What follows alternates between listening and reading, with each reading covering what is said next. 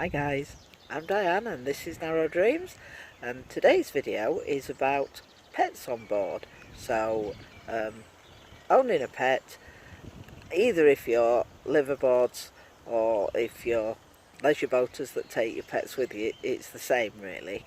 And obviously as far as living on board with pets goes, I can only talk about my own experience, and obviously everybody's experience is going to be different. All pets are going to adapt to life on board differently. So what I've also done, in addition to being able to give you my own thoughts and experiences, is I've posted on several online forums asking for people's experience, and I asked two questions. Question one was, what did you wish you'd known before you embarked on pet ownership on a boat? And that can either be, already having pets and buying a boat, or buying the boat first and then the pets. Doesn't really make a difference. And the other question was, if you could give one piece of advice to somebody considering being a pet owner on a boat, what would that be? So I'm going to sort of, give you my own experiences first, and then I will give you other people's experiences and what they've said about pet ownership. Also, if you've got any questions at all that you would like to post below the video, I will attempt to answer those as well.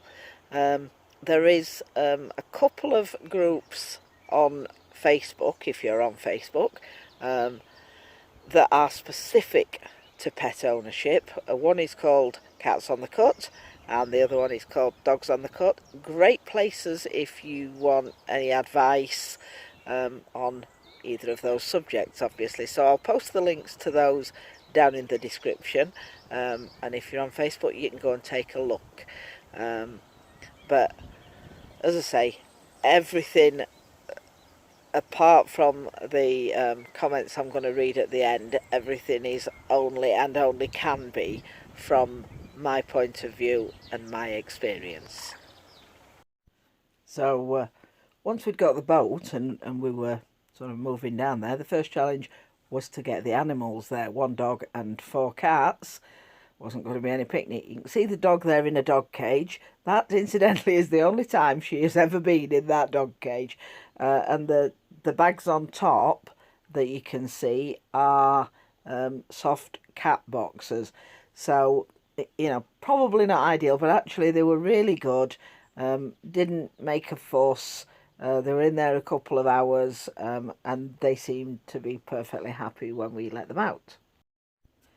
So once we'd got onto the boat, Megan was quite happy. We used to take her out quite a lot anyway, so she was used to that. But she was quite happy walking along the towpath, and she's always been able to walk off the lead in places like that because she's very good recall and everything, no problem with other dogs or people or anything. So she really enjoyed that part of it. One bit she did find difficult, you're going to see coming up in a minute. She didn't find it difficult, she just wasn't quite sure what to do. She didn't want to step off the edge of this wall, and Neil had to lift her in.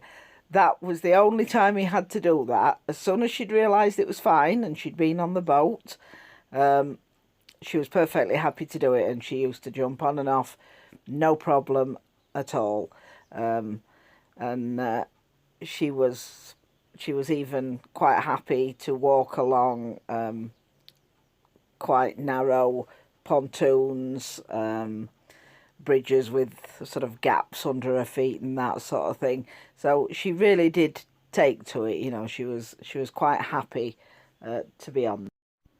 She was perfectly happy in the boat, whether we were stationary or whether we were travelling, because we did wonder whether the engine noise would upset her, because it does with some dogs. But Megan didn't even seem to notice it, to be honest. It made no difference to her whatsoever. So that was good. And you know, if we stopped, she would get off. We'd take her for a walk. She was quite happy. Absolutely essential though to be mindful of other people on the towpath, so always clear up your mess. Not everybody likes dogs, so don't let your dog go running up to people until you're sure whether they're okay with that. Obviously, things like cats. Megan's lived with 4 cats, so was absolutely fine. But you know, you need to keep your dog under control because people on boats also have cats, and it's not fair to them for your dog to go and frighten their cats. One of Megan's favourite things was sitting on the bow when we were travelling. She loved to watch everything go past. She'd watch people go past, or the dogs. She'd never bark at them or anything like that. But, you know, you've got to make sure if you're doing that, that you've got a dog that will sit there and it's not going to jump over the sides. Now, Megan never attempted to do that, except on one occasion when we were bringing the boat back from Braunston, and she wasn't used to it. She knew we were outside and she was in, and we'd not put the bow doors on the sort of on the Yale sneck. It had been left open. She pushed it open when we were in a lock, jumped out. So Sam had to go dashing back up, get her and put her back in the boat. So after that, when we were travelling, unless she was sat with me on the bow like she is here, we always kept her inside and kept the doors locked so she couldn't push them open. She also really loved a paddle and an occasional swim when we were out walking by the canal. But again, you've got to make sure that this doesn't impact on anybody else. So if there's any fishermen there, or you know, if there's boaters coming, if there's ducks and things with babies, you don't want them frightening them, and you don't want wet dogs jumping up at people. So just be very mindful of that. In addition to having Megan when we moved on board, we also had 4 cats. I don't think you can see them all there, but as you can see, Megan got on quite well with them, and they were quite happy to just settle down anywhere. It really didn't faze them at all moving onto the boat. I don't think they even noticed, to be honest. Other than Marmalade, the ginger one, who knew he was somewhere different, and for about a day he sulked and sort of hid under sofas and things. After that, he was absolutely fine. But there'd always been house cats, only being allowed out in the garden if we were there, and so that's what we've adopted on the marina.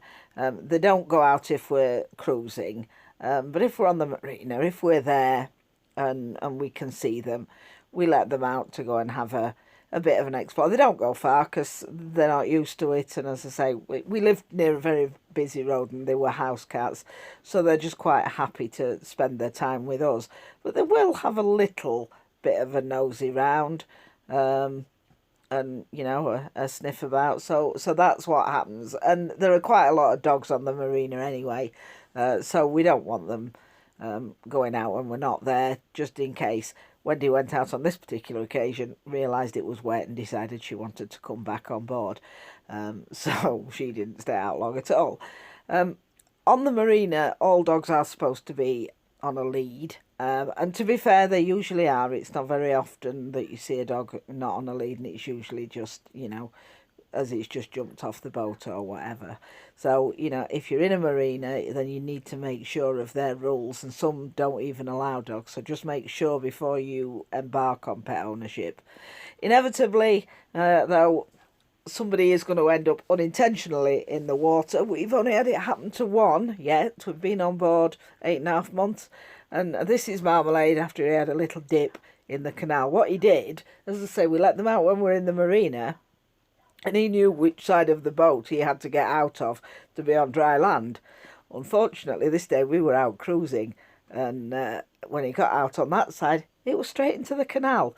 So we now always make sure that we have a big net on the roof, and we can fish them out quite easily. But as I say, it hasn't happened again as yet, so we've been quite lucky. So sadly, since moving on board, we have actually lost Megan. We lost her in February. As you could see from the videos and whatnot on there, she was old. She was 12 when we moved on board, but she was okay. She was getting about all right. And then all of a sudden in February, her back legs just seemed to go, and the vet tried to help her with various painkillers and muscle relaxants, things like that, but sadly in the end he said there wasn't anything else that he could do, so we had to make the difficult decision of having her put to sleep rather than letting her suffer. And that brought up actually another issue you may not have thought of. We luckily, because she was 12 when we moved on board, had already thought about this, because we knew, you know, as a Labrador she wasn't going to last for much longer, to be honest. She did well at 12 and a half. And the problem that we'd had to think about is, what do you do if you have to have an animal put to sleep? Because in the past, because we've always had animals, in the past we've always brought them home and buried them in the garden. Obviously on a boat you can't do that. So we had to, in addition to paying for her to be put to sleep, we had to pay for her to be cremated.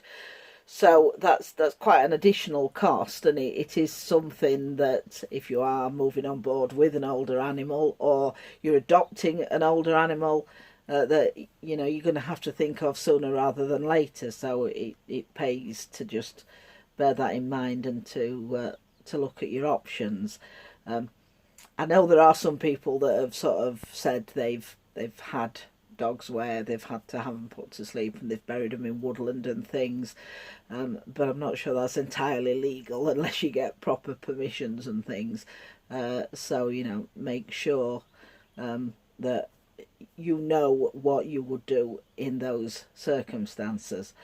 So as I said earlier, most of pet ownership on a boat for me is making sure your pets are happy, but also making sure that they're not making anyone else unhappy. So, you know, if you've got cats that like to roam, not everybody will like them jumping on and off their boats, which they can tend to do. So, as I say, we let ours out only when we are there, and we don't allow them to do that. Or if they do, we pretty swiftly remove them. And the same with dogs. You know, some people are frightened of dogs, some people just don't like dogs. And even those that do, don't want to have to clear up after your dog. That's absolutely certain. So you need to make sure that you're doing all those things. But as I say, this is only from my experience and my point of view. So what I'm going to do now is I'm going to look at some comments that I've had from other people to see what their experience has been, because all people are different and all pets are different. So they're my thoughts, but I thought it would be good to hear from other people as well, get different perspectives. So here are some comments. I can't read them all, there were far too many, so if I miss yours out I do apologise, but I've tried to pick out ones that cover a different sort of range of experiences. So here goes.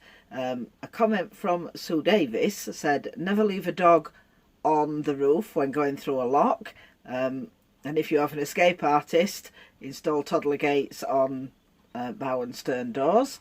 That's good advice. As I say, the only time Megan actually got out when we didn't want her to was when we'd sort of stopped at a lock and she saw a chance of escaping and coming and finding us, so that is a good piece of advice. Those of you that watch Foxes Afloat, Sean and Colin, you will know that they've got a spaniel, Dylan, and Sean says, before buying a boat, hire for a week or two with your dog to see if they like it. If Dylan hadn't liked it, they would have waited. The whole family has to be happy with the move, and I think that's really good advice. If you can hire a boat and take your dog on board, you will see if there are going to be any issues. Mal Hayes says, have non-slip matting on decks in winter Unfortunately, they had a friend whose cat slipped in and went under ice, and sadly it died. And Mal and many other people also talked about non-slip matting for dogs coming into a boat. So at your stern, if that's the entrance you use, or your bow, we had rubber matting on top of our steps while we had Megan, and we also had a rubber mat just on the pontoon outside the bit of the boat that she would jump on, so that she felt she had a good sort of base to jump on from, and that seemed to help her quite a lot. So another one is from Mary Boots, who said, make sure you keep an eye on your pets at all times. Far too many go missing on the canals.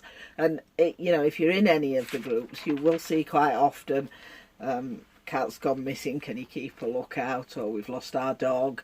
And sadly some of them do end up showing up having been drowned in the canal. They've fallen in, and you can't always get out of the canal. It's not always easy, so do keep an eye on them and know where they are.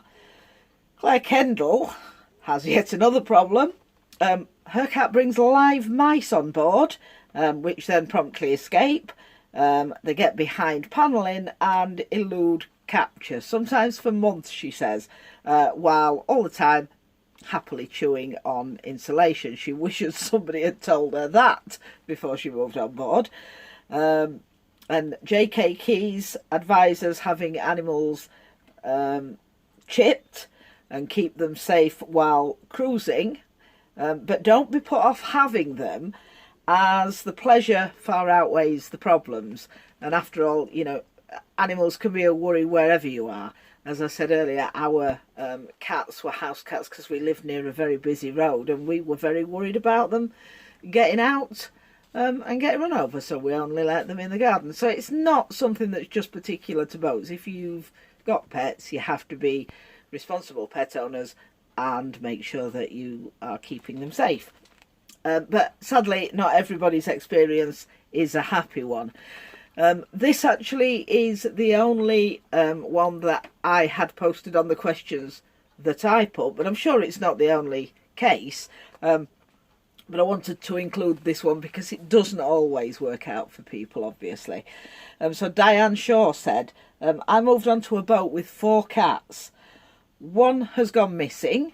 He is chipped, and even 7 months on, she's praying that he will still be found. Her diabetic cat put on weight due to lack of space and therefore exercise. And obviously that's not good for the cat's condition. And the other cats also felt stressed being so close to each other in a confined space. So she's selling her boat and she's moved back onto land. She says it certainly didn't work for me. So, you know, it is something that takes careful consideration. As I say, whichever way you're doing it, whether you've already got pets and you're looking to get a boat, or you've already got a boat and you're looking to get pets. And each animal is different. Some will suit it, some won't. But in my experience, and in the experience of lots of people I've spoken to, nearly everybody on this marina seems to have a dog or a cat.